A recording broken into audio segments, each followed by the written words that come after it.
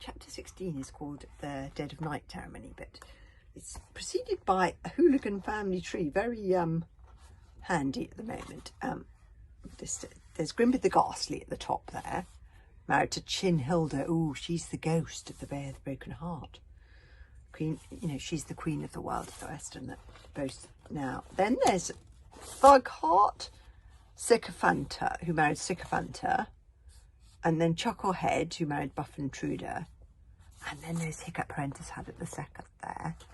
So he had two older brothers. Okay. Oh, and Chucklehead, let's see, that is Goodface the Terrible. And then, oh, that is Stoic the Vast down here. Chucklehead was Stoic the Vast's grandfather. Oh, that's really interesting. Oh, look, Alvin the Treacherous is descended from Thugheart. Interesting. Right, there we go. Okay, so the Dead of Night ceremony. Hiccup and Kamikaze followed the trail of Winkles back through the maze of rope bridges, running as fast as they dared, with Toothless following at a slightly more leisurely pace as he ate up the Winkles they left behind. There was a slightly unnerving moment when Hiccup's foot went through the rotten wood of a plank on the bridge, but all was well, and as they drew nearer and nearer to the Berserk village, Hiccup's hopeful mood changed. They were very, very close to the start of the Dead of Night ceremony. The full moon was shining bright and expectant. The tree dragons were chattering again, and even the bees, which had grown sleepy and quiet over the last couple of hours, were humming with a new urgency and excitement, as if something was about to happen. "Quick, quick!" shouted Hiccup to Kamikaze. "We could still just make it." Surely they would get there in time, now that everything was so very nearly all right. But when Hiccup and Kamikaze, gasping and panting, tattered and torn, finally reached the rope bridge that would carry them across to the tree village of Berserk, the scarers erupted in a cacophony of noise. "Awake, awake! It's dead of night! It's dead of night!"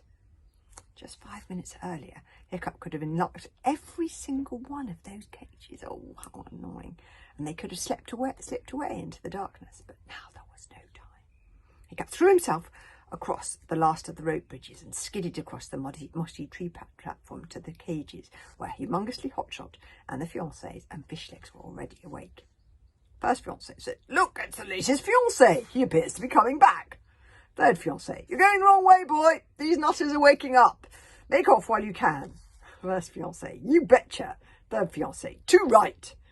Ninth fiancé, "Yes, sirree." "What are you doing, Hiccup? Turn back," shouted out Humongously Hotshot. "Unless, of course, you have a plan," urged Fishlegs from somewhere inside a cage so beset with scarers, poor Fishlegs, that it seemed like the cage was alive and covered with pale grey fur. "A really, really, really clever plan." Hiccup could see the torches were already being lit inside the tree houses. Cries of "Up there, ho!" and clanking of chains and a leg and an arm emerging from a door. No time to free any of them. "Kamikaze, go back home now," shouted Hiccup. "And miss all the fun? Who do you think you're giving orders to?" retorted Kamikaze hotly. "Go home yourself." "Okay, climb a tree or something," said Hiccup. "What you doing? What you doing?" squeaked Toothless in alarm. "You could go in the wrong way." As Kamikaze shimmered up the nearest tree with the agility of a cat, and Hiccup jumped back into his own cage and desperately relocked the lock with his special key. And as Hiccup flung the animal skins over his head and began to do himself up in the chains again, Toothless flapped around his head in a frenzy of alarm and anxiety. "You're supposed to be escaping. This is not escaping. Escaping is when you get out of things, not into things." It was only in the nick of time, for the Berserks were up and yawning, and a particularly large fat one, so covered in chains he could barely walk, gave a toot on a curly-wurgly bugle 3 foot long and shouted out, "Let the Dead of Night ceremony begin!" The Berserk treetop village was built around a clearing in the forest. An entire circle of bridges surrounded the clearing, forming a sort of tree amphitheatre so that everybody could get a good view of the ceremony. Chattering and cluttering, the Berserks made their way to their places on the rope bridges in their hundreds. "Prepare the fiancés!" yelled the chief Berserk, and step tap, step tap, step tap, clank, clank. Oh, went the treacherous approached the cages. At this point, Hiccup had the great satisfaction of sitting bolt upright, twaddled in his chains like a little metal mummy. "Ah!" screeched Alvin the Treacherous, leaping backwards as if someone had hit him. His eye popped. "What? Did you How did you... You're supposed to be... What are you doing here? Hiccup yawned. Well, I'm hanging around waiting to be killed in some spooky dead of night ceremony of yours, he replied.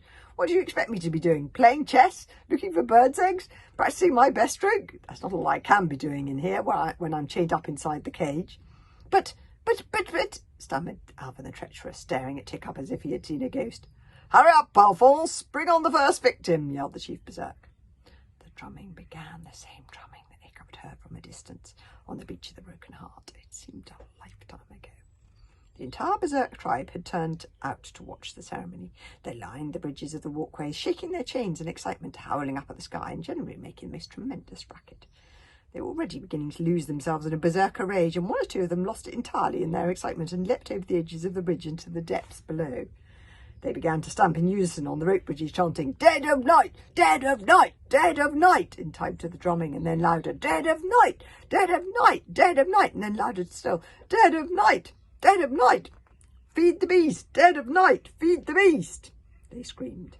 It wasn't the noise of the berserkers that was so frightening, no. It was the low grumble of noise that was coming out of that leafy, greeny downer in the clearing, the insatiable gruntings and snortings of a hungry beast hidden below, knowing that it was feeding time. Hiccup's heart began to do cartwheels in his chest as he realised too late that he did not want to be fed to the beast. No, nor did I. The chief berserk had removed some of his chains in honour of the occasion. He held up his hands for silence. Oh, mighty Thor! Yelled the old lunatic.